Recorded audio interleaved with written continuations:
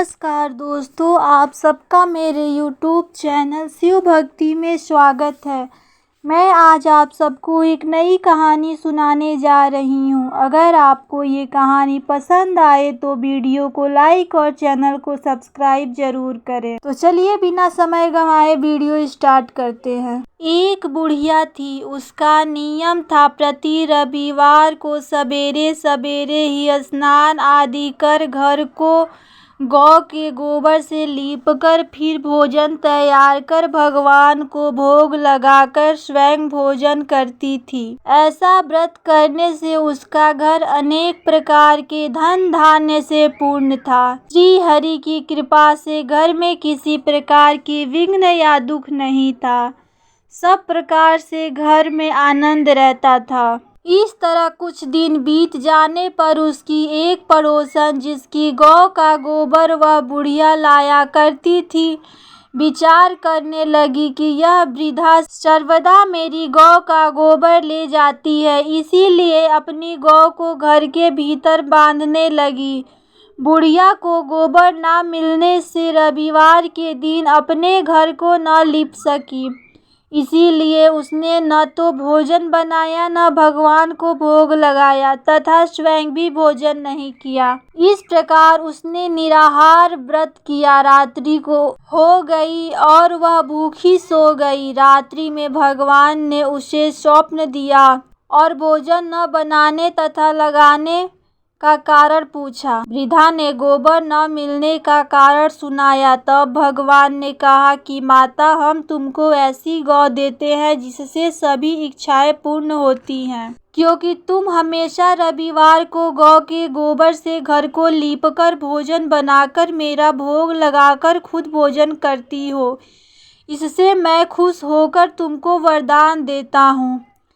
निर्धन को धन और बाज स्त्रियों को पुत्र देकर दुखों को दूर करता हूँ तथा अंत समय में मोक्ष देता हूँ। स्वप्न में ऐसा वरदान देकर भगवान तो अंतर्ध्यान हो गए और वृद्धा को आँख खुली तो वह देखती है कि आंगन में एक अति सुंदर गौ और बछड़ा बंधे हुए हैं। वह गाय और बछड़े को देखकर अतीव प्रसन्न हुई और उसको घर के बाहर बांध दिया और वही खाने को चारा डाल दिया। जब उसकी पड़ोसन ने बुढ़िया के घर के बाहर एक अति सुंदर गौ और बछड़ा देखा तो द्वेष के कारण उसका हृदय जल उठा और उसने देखा कि गाय ने सोने का गोबर किया है, तो वह उस गाय का गोबर ले गई और अपने गाय के गोबर उसकी जगह पर रख गई। वह नित्य प्रति ऐसा ही करती रहती और सीधे साधे बुढ़िया को इसकी खबर नहीं होने दी। तब सर्वव्यापी ईश्वर ने सोचा कि चालाक पड़ोसन के कर्म से बुढ़िया ठगी जा रही है,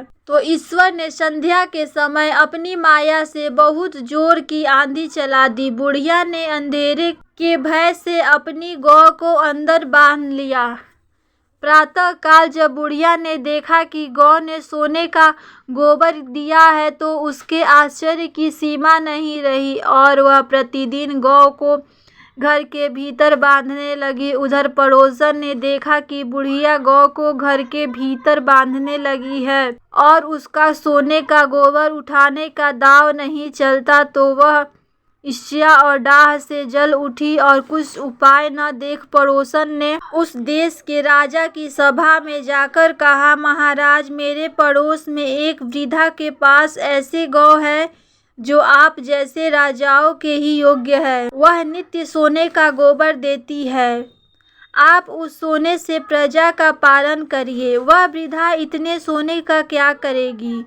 राजा ने यह बात सुन अपने दूतों को वृद्धा के घर से गौ लाने की आज्ञा दी। वृद्धा प्रातः ईश्वर का भोग लगा भोजन ग्रहण करने ही जा रही थी कि राजा के कर्मचारियों ने गौ खोल कर ले गए। वृद्धा काफी रोई चिल्लाई, किंतु कर्मचारियों के समक्ष कोई क्या कहता। उस दिन वृद्धा गौ के वियोग में भोजन न खा सकी और रात भर रो रो कर ईश्वर से गौ को पुनः पाने के लिए प्रार्थना करती रही। उधर राजा गौ को देखकर बहुत प्रसन्न हुआ, लेकिन सुबह जैसे ही वह उठा, सारा महल गोबर से भरा दिखाई देने लगा। राजा यह देख घबरा गया। भगवान ने रात्रि में राजा को स्वप्न में कहा कि हे राजा, गाय को वृद्धा को लौटाने में ही तेरी भलाई है। उसके रविवार के व्रत से प्रसन्न होकर मैंने उसे यह गाय दी थी।